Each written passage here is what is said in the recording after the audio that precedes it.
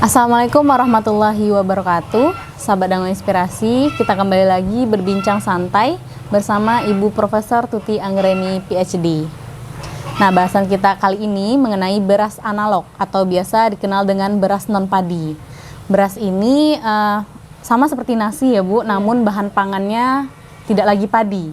Nah, kira-kira bahan pangan apa yang bisa menggantikan padi untuk menjadi beras analog ini? Jadi beras analog itu adalah suatu produk ya, jadi menyerupai beras tetapi dia bukan beras dari padi atau Oryza sativa.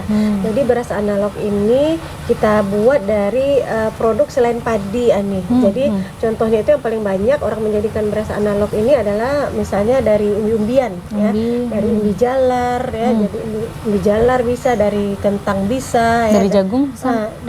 Bisa. Jadi dia kan selain dari beras ya, dari jadi bisa padi. dari serealia lainnya ya. Tapi yang paling banyak itu dan yang paling bagus itu sebenarnya dari umbi-umbian ya.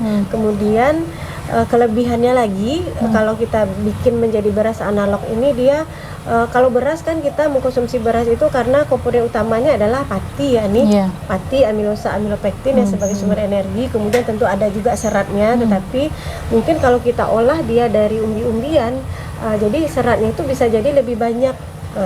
Seratnya jadi lebih banyak, jadi sehingga ini aman untuk orang-orang yang menderita misalnya diabetes ya, sehingga jumlah pati yang ada di dalam umbi-umbian ini kan juga rendah nih. Nah, jadi itu kelebihannya. Kemudian mungkin dengan umbi-umbian lain itu dia misalnya kan ada pigmen-pigmen warna juga itu ya. Nah, pigmen warna itu memberikan memberikan komponen fungsional tambahan, jadi sebagai antioksidan. Kemudian bisa juga dia kita mau menambahkan apa, jadi kita bisa setting sendiri gitu. Nah, ya. Itu pengolahannya bagaimana Bu? Dari pengolahannya ya, jadi pengolahannya ada beberapa bentuk lah ya. Jadi pertama kita bentuk adonannya dulu ya, kita bentuk adonannya dengan komposisinya, formulasinya ya tergantung kita mau menambahkan apa ya. Jadi misalnya kalau kita mau dia dari umbi-umbian, kemudian bisa kita kaya juga dengan protein misalnya ini ya, jadi bisa juga kita masukkan di situ misalnya daun kelor misalnya kita masukkan ya. Jadi daun kelor itu kan tinggi protein, kemudian juga memberikan warna ya, kemudian bisa juga menambah komponen seratnya gitu. Jadi pengolahannya setelah kita berikan adonan ya, jadi tentu saja mungkin rebus ini umbi-umbiannya ini direbus dulu, kemudian dibentuk formulasinya, kemudian dibentuk seperti mirip beras dulu, dicetak ya, seperti mirip beras. Biasanya itu ada alatnya nih ya, alatnya, tapi kadang-kadang skala lab mahasiswa bikin tiruannya saja gitu ya. Jadi tidak harus dengan alat khusus gitu.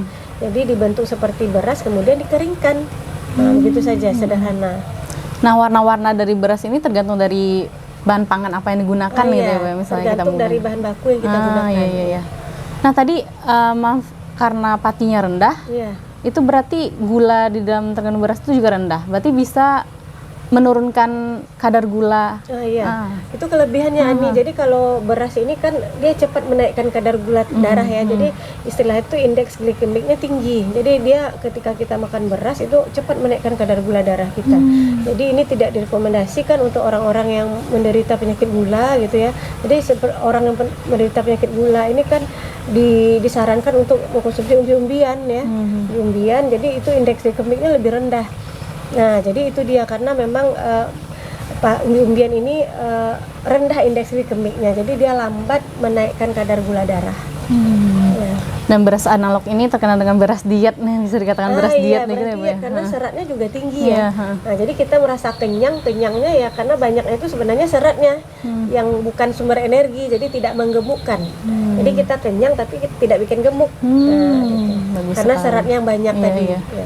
Dan menyajikannya pun sama seperti nasi ya Bu, dikasih air. Benar ya, jadi untuk menyajikannya ya, jadi karena memasak nasi itu kan kita prosesnya itu gelatinisasi lah ya, istilahnya gelatinisasi. Nah, sama seperti beras analog juga. Jadi beras analog ini memasaknya seperti kita memasak nasi. Apa jadi, perlu dicuci?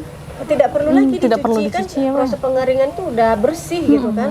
Kemudian setelah dibersihkan, dikeringkan, kemudian langsung dikemas. Nah, kelebihannya lain kita nggak perlu cuci lagi sebelum dimasak, jadi langsung aja kita kasih airnya dengan perbandingan ini tergantung formulasi kita lagi ya. Jadi bisa saja perbandingan airnya seperti kita memasak nasi juga ya, jadi dimasukkan ke dalam rice cooker atau magicom ya, seperti halnya memasak nasi. Kemudian bisa juga dikukus gitu.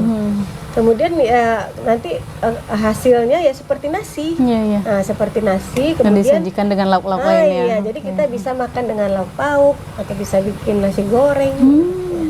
Nah, mungkin itu sekilas mengenai beras analog. Semoga bermanfaat. Assalamualaikum warahmatullahi wabarakatuh. Assalamualaikum warahmatullahi wabarakatuh. Darah 5. Video kami kali ini, terima kasih sudah menonton. Jangan lupa untuk like, komen, dan subscribe untuk mengikuti perkembangan terbaru dari channel ini. Sampai jumpa di video selanjutnya.